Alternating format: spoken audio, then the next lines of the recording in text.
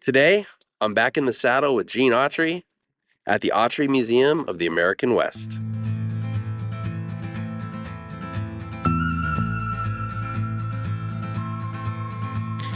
Hey everyone, welcome to Sidetrack Adventures. This is Steve. Right now, I'm in Los Angeles, California at Griffith Park, and today we're going to be visiting a place that I've wanted to visit for quite some time, the Autry Museum of the American West. So let's head on in and check this place out. Anytime I think about the Old West, Los Angeles usually isn't the first place that comes to mind, but the Autry is supposed to have one of the best collections of Old West history in the world. The Autry was co-founded in 1988 by Jackie and Gene Autry and Joanne and Monty Hale as the Gene Autry Western Heritage Museum. In 2003, the museum merged with the Southwest Museum of the American Indian, which had been around since the early 1900s, and became the Autry Museum of the American West. Gene Autry was nicknamed the Singing Cowboy and was a singer, songwriter, actor, rodeo performer, and even owned the California Angels baseball team. In fact, he's the only person to have 5 stars on the Hollywood Walk of Fame. Autry was a major star from the 1930s to the 1960s, and despite retiring in 1964 and having died in 1998, his songs Here Comes Santa Claus and Rudolph the Red-Nosed Reindeer still hit the music charts every December. Unfortunately, it looks like the section of the museum that features artifacts from film and television is closed for renovations. This is one of the parts of the museum I was looking most forward to, because I think, like a lot of people, movies were my first introduction to the Old West. Okay, so the first thing that we're going to talk about is the museum's current special exhibit called Dress Codes, which talks about the history of the clothes that we wear.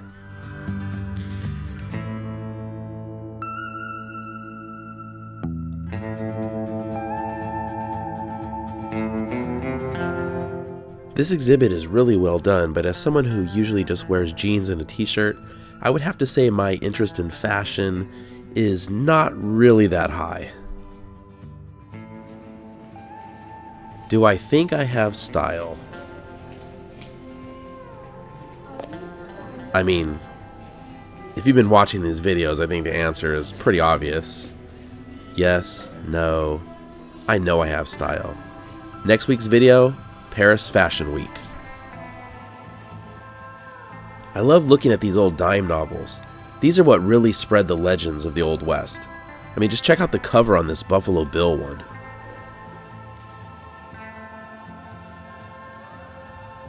Now it's time to head into the art gallery.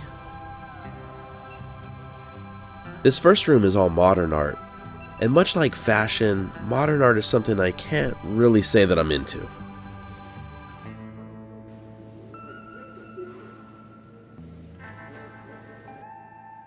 I think I'm going to start charging admission to see how my wife organizes our linen closet.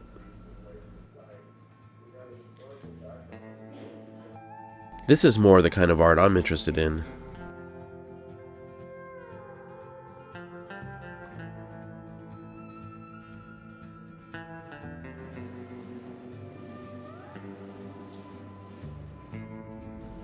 This room is about silent movie westerns. These posters are about 100 years old, and most of the films on these posters are lost.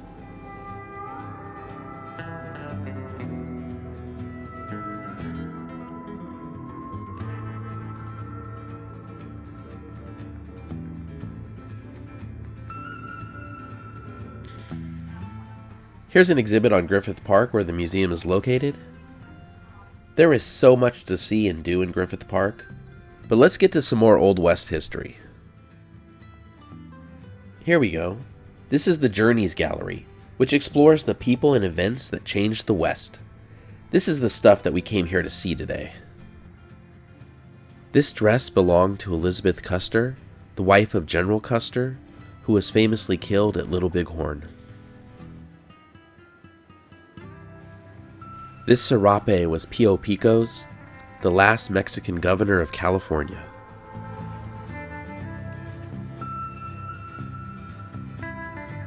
Check out this stagecoach. It's amazing to see the artwork on it. Normally you see old black and white photos and you don't really get a sense of how colorful things were.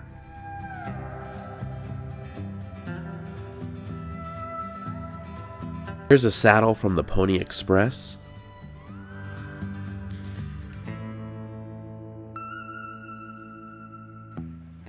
This is really fantastic to walk through. There's a whole mini Old West town set up in here.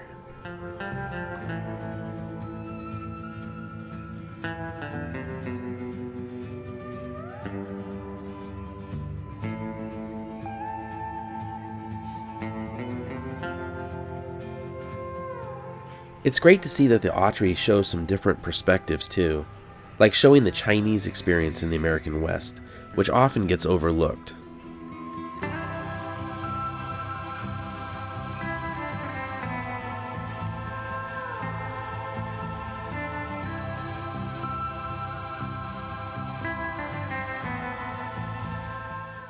And of course, one of the most important parts of the Old West was the saloon. We've moved into a different section now with a lot of historic firearms. Here are Annie Oakley's guns. Oakley was a famous sharpshooter who starred in Buffalo Bill's Wild West shows. The Broadway musical Annie, Get Your Gun is based on her. One of Thomas Edison's earliest movies in 1894 was of Annie Oakley's sharpshooting act.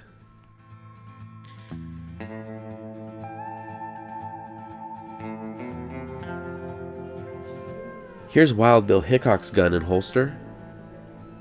And of course, the famous dead man's hand of aces and eights, which he was supposedly holding when he was murdered. Of course, these aren't the actual cards. Billy the Kid is probably the most famous outlaw of the Old West, and this is supposedly his rifle. I say supposedly because I guess there's some debate about the provenance of it. Still, it's amazing to see something that may have belonged to such a legendary figure. Also with the rifle are a couple of guns and a watch that belonged to the person who killed Billy the Kid, Sheriff Pat Garret. This isn't Wyatt Earp's gun, but this is supposedly the type of long barrel pistol he liked to use, though there's some debate over that. Here are some Native American weapons.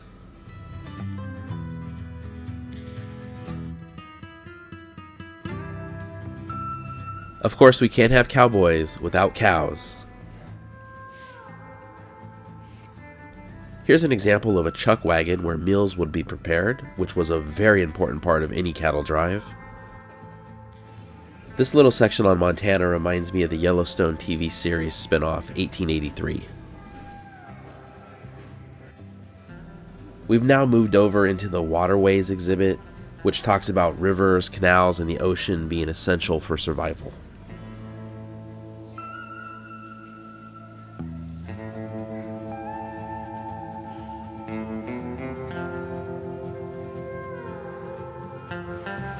I think this outside area is the last part of the museum that we haven't seen.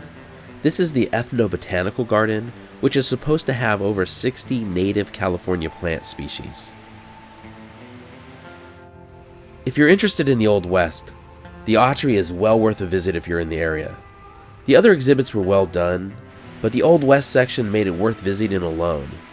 Because of the lighting, other people, and everything in the museum, it was hard to film a lot, so this video really only scratches the surface of what's here.